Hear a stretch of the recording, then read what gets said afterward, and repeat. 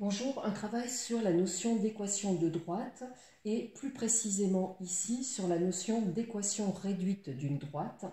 Il existe un autre type d'équation qu'on appelle équation cartésienne de droite, mais j'en parlerai dans une autre vidéo. Donc là, je vais m'intéresser à bien différencier deux types de droites. J'ai mis de ce côté-là les droites qui sont parallèles à l'axe des ordonnées, qu'on appelle aussi par abus de langage des droites verticales, parce que souvent l'axe des abscisses est à l'horizontale et l'axe des ordonnées est à la verticale. Donc ces droites-là vont avoir une équation très particulière, et puis ici, je traite de toutes les autres, et en particulier des parallèles à l'axe des abscisses, qui ne seront pas différentes de celles-ci.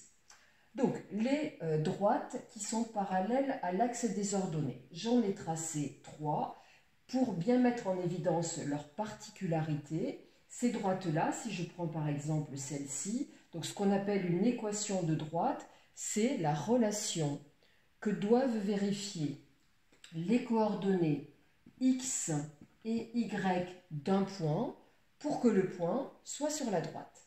Donc, quand je regarde les points qui sont sur cette droite-là, eh bien, ils ont quelque chose de très particulier, c'est qu'à chaque fois, leur abscisse, donc j'avais fixé l'unité là que je viens de repasser, leur abscisse vaut 1. Et donc, cette droite-là, eh bien, son équation va être x égale 1. La droite que j'ai tracée à côté ici, eh bien, qu'est-ce qu'ils ont les points en particulier ici? Ils ont tous pour abscisse 2, leur ordonnée elle est quelconque, eh bien x égale 2, c'est l'équation de cette droite. Et pour celle-ci, donc je me suis placée ici en moins 3, les points de cette droite ont la particularité suivante, ils ont tous pour abscisse moins 3, donc voilà l'équation de cette droite. Et plus généralement, les droites parallèles à l'axe des ordonnées vont avoir une équation de la forme x égale un nombre. Donc x égale 1, x égale 2, x égale moins 3, x égale n'importe quel nombre. Voilà, ce sont des droites qui n'ont pas de coefficient directeur, ce sont les seules droites du plan qui n'ont pas de coefficient directeur, et dans l'équation, voilà, dite équation réduite, s'écrit x égale un nombre. Je traite maintenant des droites qui ne sont pas parallèles à l'axe des ordonnées. Eh bien, ces droites-là, elles vont toutes avoir une équation qu'on appelle aussi réduite et qui est de la forme mxy égale mx plus p, avec m, le coefficient qui est devant le x, qui s'appelle le coefficient directeur. Vous avez déjà vu ça dans les fonctions affines. Donc le coefficient directeur, ça s'appelle aussi la pente, et ça marque quoi en fait? Ça marque l'inclinaison d'une droite. Donc lorsque le coefficient directeur est positif, la droite elle a une allure de ce type-là. Quand la droite a une allure comme ça, eh bien le coefficient directeur est négatif, et quand la droite est parallèle à l'axe des abscisses, donc on dit souvent horizontale, son coefficient directeur vaut 0. Voilà pourquoi je n'ai pas mis celle-ci à part, parce qu'elles ont bien une équation de ce type-là, un petit peu particulière quand même. Donc ici, je sais que l'équation de cette droite est de la forme y égale mx plus p avec un m qui sera positif. L'équation de cette droite-là est de la forme y égale mx plus p avec un m qui sera négatif. Et l'équation de cette droite ici est de la forme y égale mx plus p avec un m qui sera égal à 0. Donc là, c'est un peu la même dynamique que ça. Ces équations-là, elles sont très simples. Si par exemple, je fixe un repère ici qui est 1, donc ici j'ai moins 1, moins 2, et on va considérer que c'est moins 3. Qu'ont de particulier tous les points qui se trouvent sur cette droite-là? Ils ont de particulier que leur ordonnée va être égale à moins 3. Donc ici, dans ce repère, cette droite-là aurait pour équation y égale moins 3. Donc une droite parallèle à l'axe des abscisses va avoir une équation de la forme y égale nombre. Voilà, mais cette équation-là ne contredit pas cette forme-là, puisque c'est de la forme y égale 0x plus nombre. Alors que là-bas, on peut faire ce que l'on veut, cette équation-là, on n'arrivera jamais à l'écrire sous la forme y égale mx plus p. Au niveau des deux autres, comment je vais trouver les équations de droite qui ne sont pas parallèles à l'axe des abscisses? Eh bien, je vais le mettre en évidence, et si vous avez bien travaillé sur les fonctions affines, eh bien en fait, vous allez vous rendre compte que trouver l'équation réduite d'une droite non parallèle à l'axe des ordonnées, eh bien, c'est pas bien différent. Donc, je donne un exemple. Voilà, on vous donne un point A dont les coordonnées sont par exemple -2, 3. Un point B dont les coordonnées sont 4 et puis 1. Et on vous demande l'équation réduite de la droite AB. Alors, qu'est-ce que vous allez faire en premier lieu? Vous allez écarter ou mettre en évidence le phénomène droite parallèle à l'axe des ordonnées. Donc, qu'est-ce que vous allez voir? Eh bien, vous allez regarder les deux abscisses des points. Là, les deux abscisses ne sont pas les mêmes. X de A n'est pas égal à X de B. Donc, je sais que AB a une équation de forme Y égale mx plus P. Donc ça, c'est la première des choses à mettre en évidence. Attention à ne pas oublier le y égale. Des fois, on lit AB a une équation de forme mx plus p. Ben, ce n'est pas une équation puisqu'il n'y a même plus de égal. Si jamais, ici, j'avais mis donc, le point B de coordonnées -2, 1, à ce moment-là, qu'est-ce que j'aurais dit? J'aurais dit que x de A est égal à x de B est égal à -2.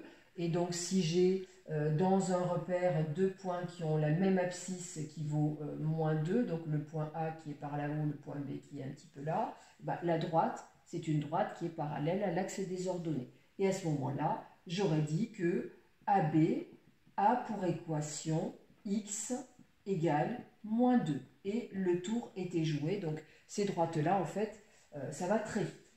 Donc là, ce n'était pas le cas. Je remets ce que j'avais mis. Donc, j'avais mis 4.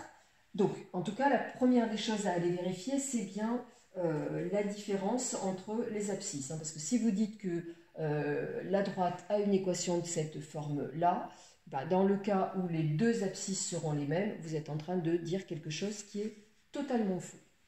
Donc, première des choses à faire.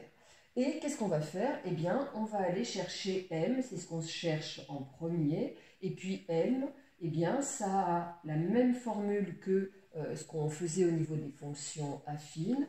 C'est la différence des ordonnées, attention à bien prendre le bon quotient, sur la différence des abscisses. Différence des abscisses. Voilà, c'est donc y de B moins y de A sur x de B moins x de A. Je pourrais très bien faire y de A moins y de B. À ce moment-là, en bas, je fais x de A moins x de B. Donc, y de B 1 moins y de A moins 3 sur x de B 4 moins x de A, attention, moins 2, ce qui fait plus 2. Ça fait donc moins 2 sur 6 que je réduis en moins 1 sur 3. Je simplifie par 2. Voilà, je donne une conclusion intermédiaire. Donc, la droite AB a pour équation, attention à rédiger un minimum, sinon c'est incompréhensible, a pour équation y égale moins 1/3 de x plus p. Voilà, et puis maintenant, je vais aller chercher le nombre p, donc je vais effacer ici, je vais garder les coordonnées quand même. Voilà, donc je me pose la question de que vaut p, donc p, j'ai insisté sur m tout à l'heure, je n'ai pas parlé de p, p c'est ce qu'on appelle l'ordonnée à l'origine. Alors là, je n'ai pas de point d'abscisse 0, donc je n'ai pas l'ordonnée à l'origine. Donc je vais aller la calculer. Je sais que ce point A, ce point B font partie de la droite, donc que leurs coordonnées vérifient cette équation-là. Je vais en prendre un des deux, je vais dire lequel, avec, allez tiens, je vais éviter de prendre des points avec des coordonnées négatives, je vais prendre B. Avec B de coordonnées 4, 1, je sais que c'est un point de la droite, eh bien, ses coordonnées vérifient cette équation, ça veut dire que son y, donc 1, est égal à moins 1 tiers fois son x, c'est-à-dire 4, plus p. Moins 1 tiers multiplié par 4, ça fait moins 4 tiers. Hein, je rappelle, c'est la règle de la multiplication des fractions. 4, c'est comme 4 sur 1. On multiplie les numérateurs entre eux, les dénominateurs entre eux. Donc 1 est égal à moins 4 tiers plus P. Notre objectif, c'est d'obtenir P. Donc on fait plus 4 tiers de chaque côté. Je vous conseille de laisser P à l'endroit où il est. Donc on fait plus 4 tiers des deux côtés. C'est de la résolution d'équation en fait, hein, pour trouver P. P est égal à 1 plus 4 tiers. 1 c'est 3 sur 3. Donc P est égal à 3 sur 3, hein, je détaille bien le calcul, plus 4 sur 3. P est égal à 7 tiers. Voilà, et donc j'en conclus au final. Tout à l'heure, j'avais une conclusion intermédiaire que je viens d'effacer qui était la droite a donc pour équation y égale moins 1 tiers de x plus p. Donc AB a pour équation y égale donc moins 1 tiers de x plus 7 tiers. Et voilà l'équation de cette droite.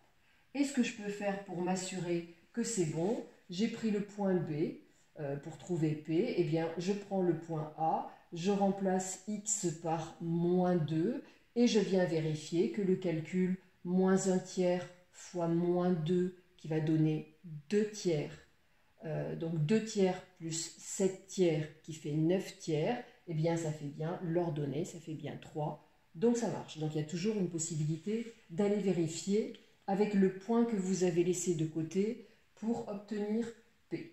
Voilà comment on obtient l'équation réduite d'une droite. Ce qui est vraiment impératif, c'est de détecter très vite si vous avez une droite parallèle à l'axe des ordonnées ou pas, parce que ce sont vraiment les droites particulières qu'il faut écarter de cette méthode générale.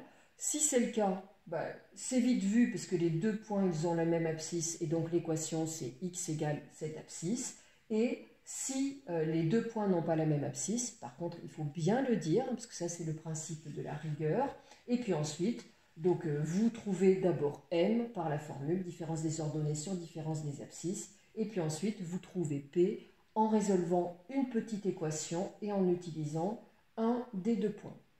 Voilà, donc je vous donne rendez-vous pour une autre vidéo sur les équations cartésiennes de droite. Et donc j'expliquerai pourquoi les équations réduites, ça ne nous a pas suffi et on est allé chercher les équations cartésiennes. Donc je vous dis à bientôt. Au revoir.